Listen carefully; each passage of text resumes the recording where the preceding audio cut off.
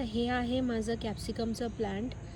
ज्या आपण रेग्युलरच्या कॅप्सिकम्स आणतो, ढोबळी मिरची बाजारातनं, तर त्याच्यातल्या बिया काढून मी त्या बिया अशा एका छोट्या पॉटमध्ये लावल्या होत्या आणि त्या एवढ्या सगळ्या बियांमधनं एक बी होती ज्याला छोटंसं झाड आलं आणि आम्ही ते झाड जपून त्याला पाणी घालून त्याला म्हणतो ना आपण की त्याला प्रेम दिलं आणि त्याला एवढं, आणि आता हे एवढं झाड मोठं झालं आहे आणि ह्याला असे छोटे छोटे छोटे कॅप्सिकम्स येतात आहेत. तर हे एक कॅप्सिकम आहे आणि इथे असे बरेच छोटे छोटे कॅप्सिकम्स आहेत. तर मला काय वाटायचं की फुलं यायची आणि ही अशी जळायची. तर मला वाटायचं की गरमीमुळे, उष्णतेमुळे ती जळतात आहेत का, पण नाही, ते त्याचं एक प्रोसेस आहे.